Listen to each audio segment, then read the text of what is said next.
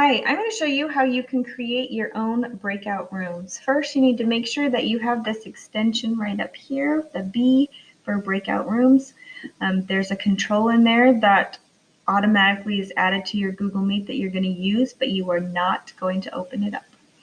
You're going to start a Google Meet like you normally would. I enter a code for my main room, and then I'm going to open it. This is my main classroom where everyone normally joins. I'm going to mute. This button right here is what comes up with the breakout extension, and this is to mute this room.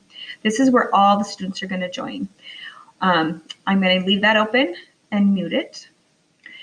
I'm going to open up a new tab and go open a new Google Meet for every breakout room that I want to join. I use my same first initial, last name, and numbers behind it for my groups.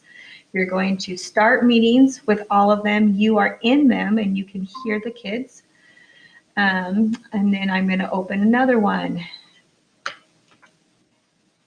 I want to use 4 different Google Meets, so I have to actually open each one of those. Our Jensen 2.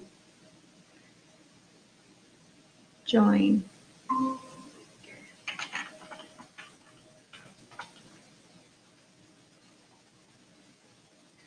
Our Jensen 3, start and join.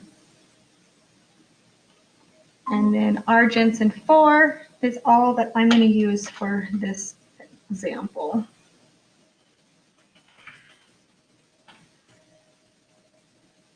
Okay, so I have 5 Google Meets going on all at the same time. This is the main one that all the students are going to enter in your regular class. These are my breakout rooms. I want these breakout rooms to be smaller, so I'm going to click on the tab where the meet is, and I'm going to pull it down a little bit, and then I'm going to have to resize it so it's only a little tiny square and put it off to the side. And do the same with all my breakout rooms. I'm going to pull them off of the tab and then hit the resize button, and I'm going to make it nice and small so I can put it off to the side of my class. Next one, pull it off, resize it so it's nice and small for right now. And my last breakout room, pull it off, resize. There.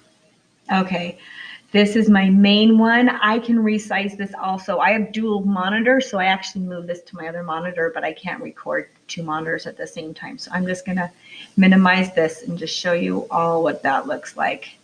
So here's my main class. Here's my groups. 1, 2, 3, 4. 1, 2. I would probably put them in order so I could keep them straight. Okay, you can X out of those until when you want to, you can leave them on there. Then all of your kids join your main Google Meet. In the chat, I have previously created groups that I want them to be in. So here is a Word doc that I have. And here I'm for our Jensen 1, 2, 3, 4. Those are the kids that I want to be in each room, just random names. I'm going to copy and then paste them into the main Google chat. So this is where all of my students will be entering. So now once they enter, they will all be in my main Google Meet. When it's time, I tell them to look for their name. They leave this Google Meet on the whole time, and then they're going to open up a new tab just like you did, and they're going to enter the new code that's at the beginning. I did this today, and I had 3 kids in each of these groups that were helping each other. As a teacher, you can then control each group. This silences that whole entire class. So if you want to talk to one of the groups, you just can unmute yourself and turn your video on, and then you can actually talk to that one group. They can see that you're there even if you don't have your camera on, so that they can maybe watch what they say and what they do. So then I would turn my microphone on and I'd tell them, are you following the directions, or make sure you do this, whatever. And then I can listen to all of them going on at the same time, or I can choose one class at a time. Do I want to listen to this one? I listen to it for a little bit. Maybe I unmute and say, remember, you need to stay on task. Or you can answer questions. This one, I could hear that they have a question, and then they're asking, oh, can we do number 5 before number 4? And then I can unmute myself and answer that.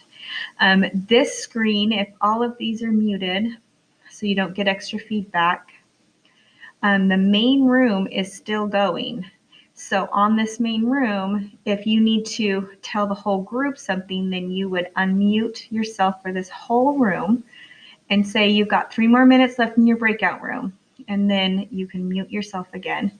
And every single person heard that because they're still in this room. So it worked out perfect today. And then I unmuted and I'm like, okay, everybody close out of your breakout rooms. And then I watched them exit each one of those rooms, because you know that if they stay in there before, or if you leave before they do, then that Google Meet stays active, and we don't want that. So I waited until every single person left those breakout rooms, and then I just went back into my main room and continued on with my lesson for the day. It worked exactly the way I wanted to. It's probably one of the first times that I've ever done Google Meet that worked so perfectly. I hope that helps somebody.